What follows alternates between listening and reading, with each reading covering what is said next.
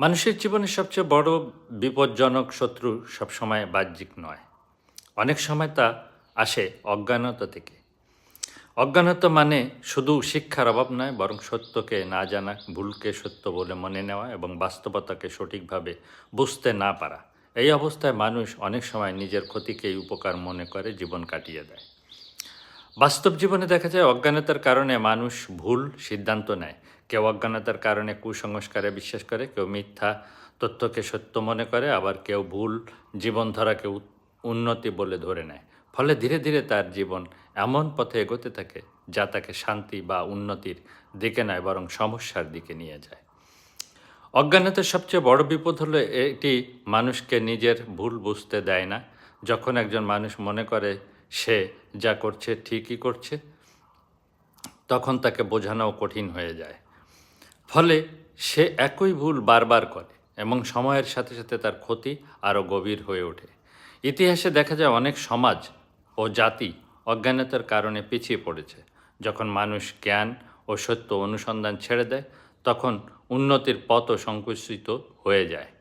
অন্যদিকে যে সমাজ জ্ঞানকে গুরুত্ব দেয়, প্রশ্ন করতে শিখে এবং সত্যকে খুঁজে বের করার চেষ্টা করে, সেই সমাজই এগিয়ে যায়। ব্যক্তিগত জীবনেও একই সত্য প্রযোজ্য।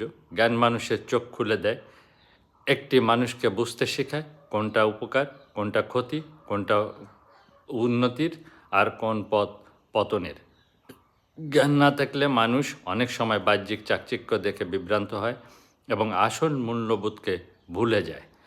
বাঙালিয়ানা আধ্যাত্মিক দর্শনের আলোকে অজ্ঞানতাকে মানুষের অন্তরের এক অন্ধকার হিসাবে দেখা হয়।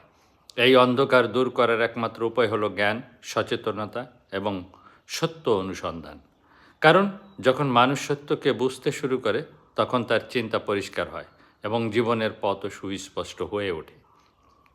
তাই জীবনের একটি গভীর সত্য হলো, অজ্ঞানতা শুধু মানুষকে পিছিয়ে দেয় না, অনেক সময় তাকে নিজের ক্ষতিকেই উপকার মনে করতে বাধ্য করে। জ্ঞান মানুষকে মুক্ত করে আর অজ্ঞানতা মানুষকে অদৃশ্য শৃঙ্খলে বেঁধে রাখে। তো আপনার বিবেক, জ্ঞান, বুদ্ধি, প্রজ্ঞা শক্তি দ্বারা এবং আপনার মনকে মিলিয়ে বিবেচনায় নেবেন।